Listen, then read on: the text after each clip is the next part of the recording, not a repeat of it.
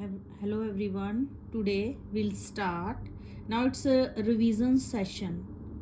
So I will explain you again the question answers. I have already explained these chapters, but again as your exams are coming, so that's why again I have started making the videos of revision of your exams. तो मैं आपको English में भी और हिंदी में भी explain कर दूंगी. सो ज्योग्राफी का चैप्टर नंबर 5 है water, class 7th. First question है what is precipitation. So precipitation is the fall of moisture on the ground in the form of rainfall, snow, sleet and hailstorms. So precipitation का मतलब होता है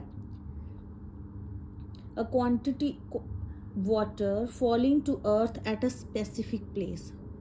इसको easy language में आप rain भी बोल सकते हो, जो कि अर्थ पे पड़ती है रेनफॉल के फॉर्म में, स्नो के फॉर्म में, स्लीट मीन्स जब ओलों के साथ बारिश होती है उस फॉर्म में, और हेलस्टॉर्म ओलों के फॉर्म में. So this is the meaning of precipitation. Next is what is water cycle. So water cycle क्या होता है? The process by which water continuously changes its form. एक प्रोसेस है जिसमें वाटर जो है अपनी जो कॉन्टीन्यूसली लगातार अपनी फॉर्म को चेंज करता है एंड सर्कुलेट होता है बिटवीन ओशियन से एटमॉस्फेयर में एंड फिर वापस लैंड में चला जाता है. मीन्स ये एक साइकिल की तरह घूमता जाता है. सो next question is What are factors affecting the height of the wave. जो वेव होती है, ठीक है, जो समुंदर से उठती है वेव, उसकी हाइट को क्यों वो ऊपर उठती है, कौन इफेक्ट करता है, कौन उसको खींचता है. What are the factor affecting the height of the wave. So the factor affecting the height of the waves are, एक तो विंड है, एक अर्थक्वेक है, वोल्केनिक इरप्शन होता है तो भी जो लहरें जो ज़्यादा आती हैं, और जब स्लाइड्स होता है तो समुद्र में हलचल होती है, हवा से भी, भूकंप से भी, वोल्केनिक इरप्शन से भी और लैंडस्लाइड से भी.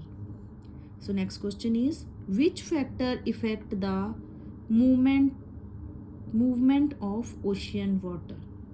जो समुंदर का पानी है, कौन से फैक्टर हैं जो उनकी मूवमेंट को इफ़ेक्ट करते हैं. कभी कम होता है, कभी वो ज़्यादा होती है मूवमेंट.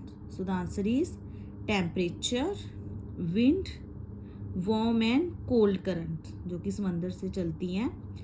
एक तो टेम्परेचर से इफ़ेक्ट होती है, एक विंड से, और एक वार्म और कोल्ड करंट से. So next question what are tides and how are they caused. जो टाइड होती हैं, ठीक है, तरंगे जिनको बोलते हैं tides.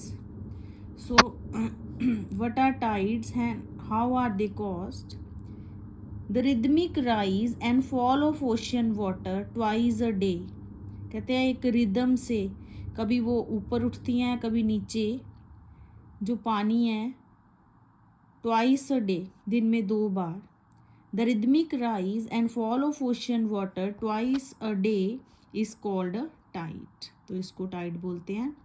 The strong gravitational pull. जो ग्रेविटेशनल पुल होता है जो इसको अपनी तरफ खींचता है, एक्सर्टेड बाय, कौन खींचता है, सन और moon on the earth surface causes the tide. The strong gravitational pull exerted by the sun and the moon, जो अर्थ सरफेस से वाटर को अपनी तरफ खींचते हैं, सन और मून, तो इससे क्या कॉज होता है, टाइड का कारण होता है. सो नेक्स्ट क्वेश्चन है 6th question. All questions are very short. आपके 7th क्लास में जो जितने भी क्वेश्चन आंसर्स हैं वो सारे शॉर्ट हैं, और सिविक्स और हिस्ट्री में लॉन्ग है. So what are ocean currents. तो ओशियन करंट्स क्या होते हैं.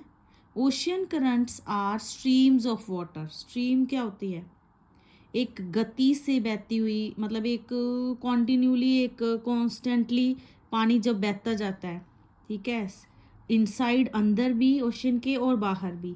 Ocean currents are streams of water flowing constantly on the ocean surface. Ocean surface पे कॉन्स्टेंटली लगातार वो क्या करता रहता है, बहता रहता है वाटर, और एक ही डायरेक्शन में, in a definite directions they may be warm और कोल्ड करंट्स। और ये वार्म करंट्स भी होते हैं और कोल्ड करंट्स भी होते हैं। इनका जो वार्म और कोल्ड करंट्स का मैं अलग से आपको एक वीडियो बना के समझाऊंगी कि वार्म और कोल्ड करंट्स का क्या कंसेप्ट है।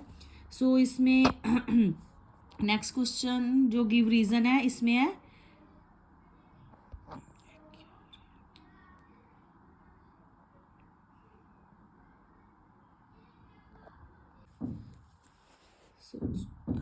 give reason, chapter number 5, ocean water is salty. So the water of ocean is salty और saline क्यों होता है salty ओशन का जो वाटर होता है, क्योंकि इसमें लार्ज अमाउंट में क्या होता है, डिजोल्व, घुला हुआ नमक होता है जिसको सोडियम क्लोराइड भी बोलते हैं, table salt. So that's Y ocean water is salty. So the quality of water is deteriorating. जो क्वालिटी ऑफ वाटर है वो मतलब क्यों गिर रही है इसकी क्वालिटी वाटर की। So because of garbage we throw in the rivers. लोग क्या करते हैं, कूड़ा वगैरह रिवर में फेंकते हैं।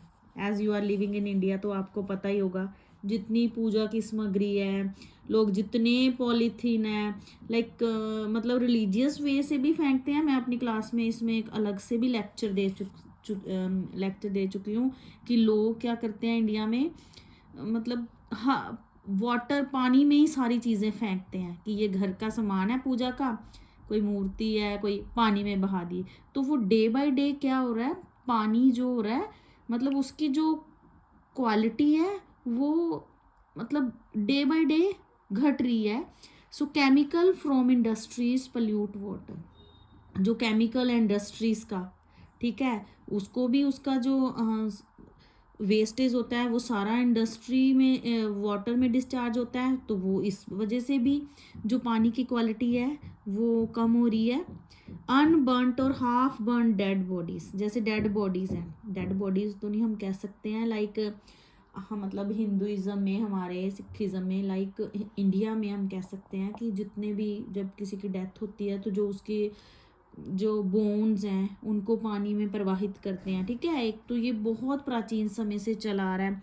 और जो एनिमल्स वगैरह हैं, ठीक है, उनकी अनबर्नट और हाफ बर्नट जो डेड बॉडीज़ हैं उसको पानी में फेंकते हैं। और animals are thrown in water bodies, और एनिमल्स को भी पानी में फेंकते हैं। सो दैट्स वाई जो क्वालिटी है वाटर की वो डे बाय डे कम हो रही है। सो आपको ये कैसा लगा एक्सप्लेनेशन आप मुझे बताना, आप कमेंट भी कर सकते हो। और आपको कौन सी वीडियो आगे नेक्स्ट देखनी है आप मुझे कमेंट सेक्शन में बता भी सकते हो। अगर किसी को मेरे से अलग से नोट्स चाहिए, अगर आप मेरे स्कूल के नहीं हो तो मैं आपको मीन्स बात करके वो नोट्स प्रोवाइड करवा सकती हूँ। So have a nice day, thank you.